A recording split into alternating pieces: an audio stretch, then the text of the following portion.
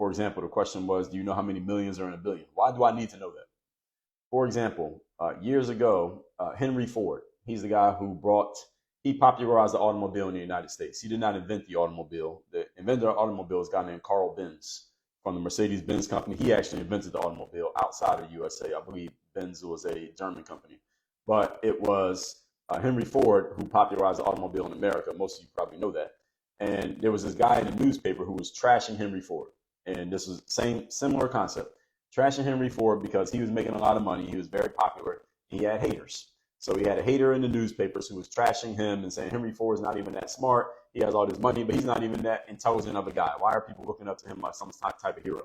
So Henry Ford ended up, pushing back against this guy, and they ended up doing this like show trial. I don't think it was a real trial. It might have been, but it was a show trial where he went to like this public place, and the person who was trashing him basically said, we're going to prove that Henry Ford is not that smart.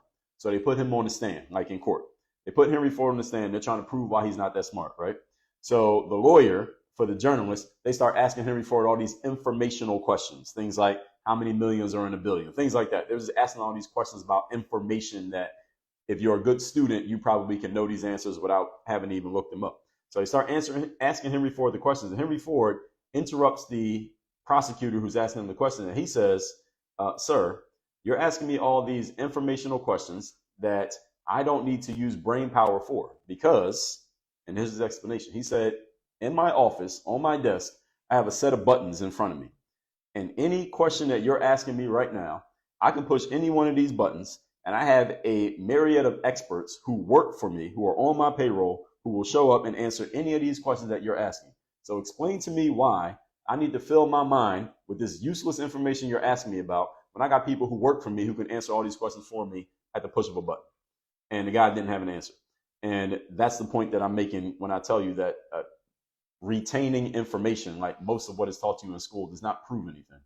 All it does is get you a job to go teach the next wave of people in school. So if you want to be a professor or a teacher, then follow the school system. You want to do anything else, you need to pull your head out of the sand and realize what's actually going on. So I'm glad you left that comment.